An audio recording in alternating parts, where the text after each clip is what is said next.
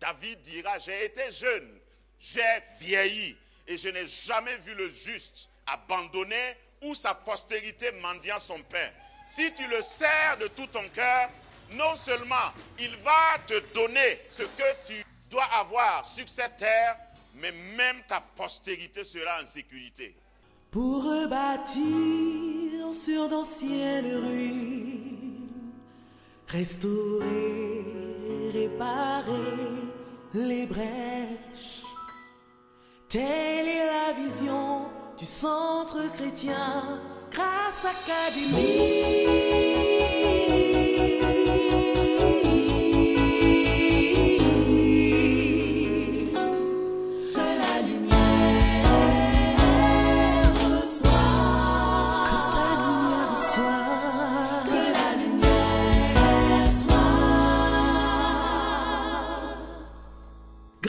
Académie.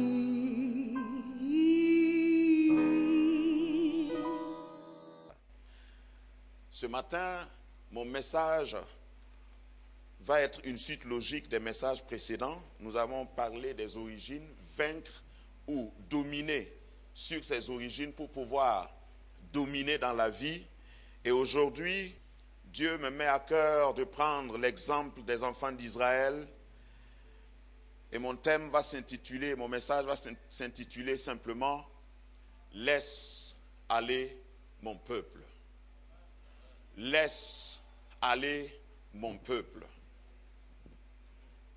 Celui qui a prononcé cette parole, la parole même quand vous l'analysez, vous savez que c'est quelqu'un qui est investi d'autorité. Ensuite, vous savez que par cette parole, c'est quelqu'un qui a un peuple et qui a des droits et qui a un programme pour son peuple. Dieu, l'Éternel, Yahweh, qui envoie un sauveur. Je voudrais dire déjà que Dieu s'intéresse à ta situation.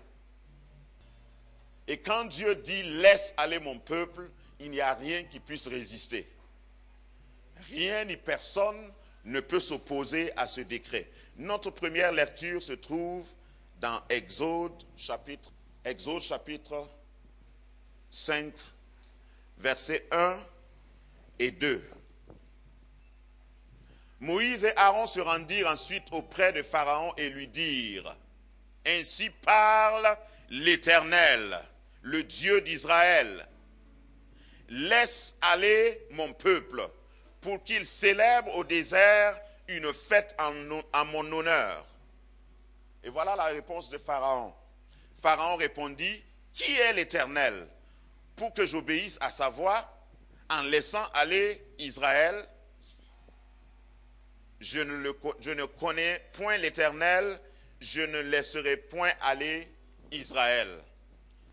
Laisse aller mon peuple. » Je voudrais d'abord préciser que le livre d'Exode est un livre qui renferme beaucoup de types. C'est un livre avec beaucoup de cas typologiques. Les enfants d'Israël représentent l'Église. Pharaon, qui était le roi d'Égypte, qui avait assujetti les enfants d'Israël, représente l'ennemi, le diable, Satan. Et Dieu décide de proclamer l'indépendance pour les enfants d'Israël. Qui que vous soyez, quelle que soit votre position, vous n'échappez pas à l'emprise de Pharaon. Selon Exode chapitre 12, verset 40, Exode 12, 40, le séjour des enfants d'Israël en Égypte fut de 430 ans. Et au bout de 430 ans, le jour même, toutes les armées de l'Éternel sortirent du pays d'Égypte. Et ici, il y a beaucoup de théologiens qui suggèrent que quand on parle des armées de l'Éternel, ce n'est pas seulement les enfants d'Israël, mais là où sont les enfants de Dieu, là également se trouvent des anges de Dieu pour les garder. L'armée de l'Éternel intervient à un temps donné. Et c'est Dieu qui prend l'initiative. 430 ans, c'est trop. Ils ont fait 30 ans dans la paix, 30 ans au cours desquels c'est Joseph qui était Premier ministre, donc ils avaient les droits, les meilleures positions, ils habitaient même un village ou si vous voulez un pays en Égypte qui était bien arrosé, ils avaient les faveurs du roi d'Égypte, ils étaient bien installés, ils étaient bien logés. Mais vous savez, le diable ne vous accompagne jamais jusqu'à destination. Et j'aime toujours prendre cet exemple. Pour ceux que le diable aide, pour ceux que le diable nourrit, pour ceux que le diable accompagne, ils sont simplement des moutons de Tabaski. Un mouton de Tabaski, quand on l'achète, généralement on l'achète avant la Tabaski, et une fois qu'on a acheté le mouton, on le nourrit, on lui donne même du sel. Ce qu'il ne pouvait pas avoir au champ, quand il était en liberté, c'est ce qu'il va manger.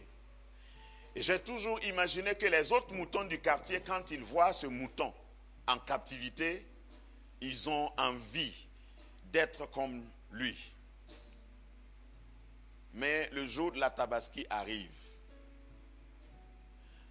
Le diable ne va jamais t'accompagner, il ne va jamais te faire du bien pour ton bien.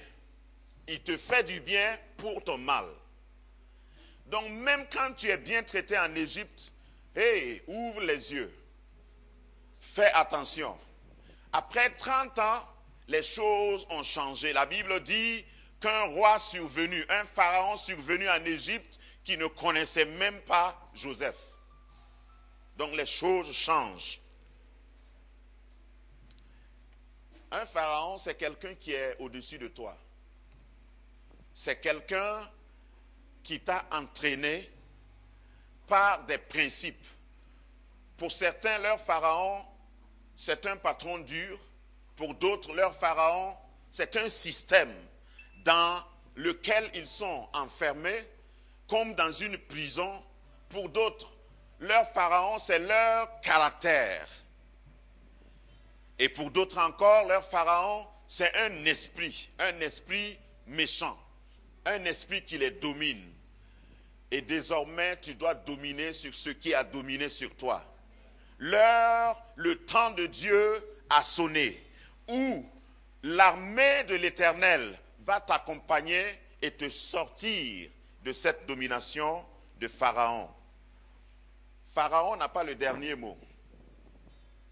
Dieu a toujours voulu ta délivrance, ta liberté. Dieu n'a jamais créé l'homme pour qu'il soit en captivité. Dieu n'a jamais créé l'homme pour qu'il soit en absence de liberté, en esclavage. Dieu a toujours, depuis le jardin d'Éden, Dieu a toujours voulu la liberté de l'homme et il respecte ta liberté. C'est pourquoi Ève a pu choisir de manger le fruit. Adam aussi. Dieu veut que tu sois libre. Le diable veut que tu sois en captivité. Il veut te retenir dans l'ignorance. La première captivité de laquelle tu dois sortir, c'est l'ignorance. Si vous êtes ignorant, même si vous êtes zélé, vous êtes ignorant. Et un de mes professeurs de théologie a dit qu'il n'y a personne plus dangereuse sur la terre que quelqu'un qui est zélé à propos de ce qu'il ne connaît pas. Vous allez rencontrer des gens comme ça dans le monde politique. Ils sont zélés, ils parlent avec zèle, ils agissent avec zèle sur des choses dont ils ignorent. Ils sont dangereux. Tu peux être dangereux contre toi-même. Même quand tu es zélé dans l'ignorance, si tu es ignorant, le diable peut te manipuler.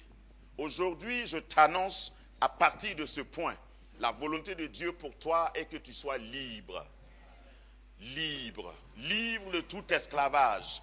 libre de toute chaîne, libre de servir, libre de vivre une vie abondante.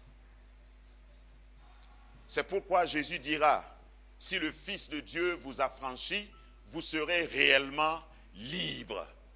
C'est cette liberté qui manque à beaucoup de chrétiens. Oui, parce qu'on peut être chrétien dans l'église et puis avoir la mentalité de l'Égypte. On peut venir à l'église, on peut même chanter, on peut même danser, mais avoir toujours la mentalité de l'Égypte. Chaque fois qu'ils rêvent, il y a une partie des enfants d'Israël comme ça, ils étaient dans le désert, mais ils rêvaient des melons et des concombres d'Égypte.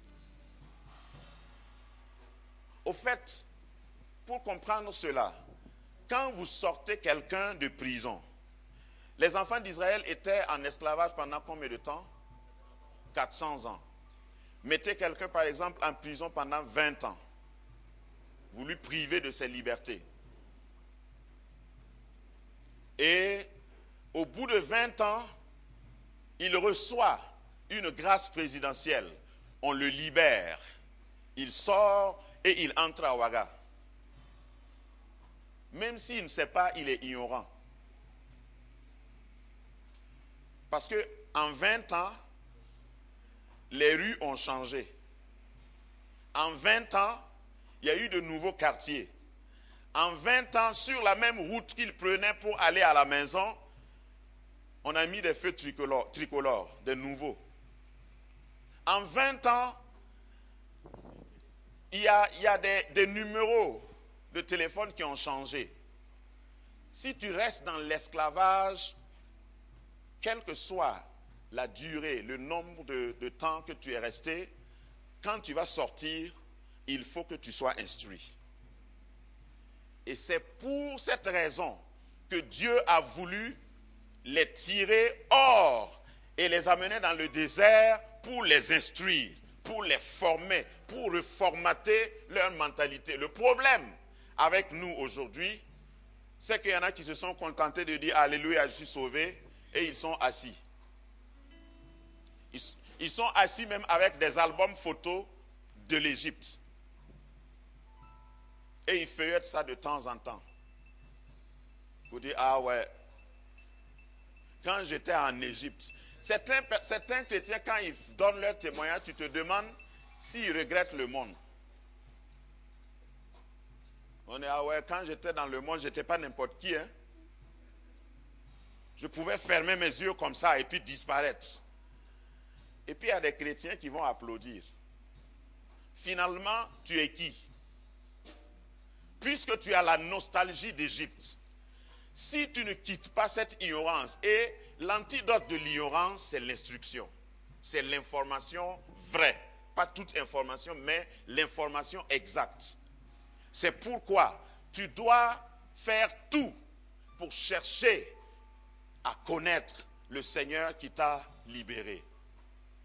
Sinon, tu peux être dans le peuple de Dieu, suivre la nuée, mais être ignorant. Et quelqu'un dira, pour parler d'une grande ignorance, être même dans une ignorance encyclopédique. Tellement ton ignorance est profonde. Mais tu ne te rends pas compte. Et ce que l'ennemi va faire aux enfants d'Israël, c'est qu'il va à un moment donné leur permettre de partir, mais il avait déjà inculqué sa culture en eux. Il n'y a rien de plus dangereux que quelqu'un qui a été colonisé.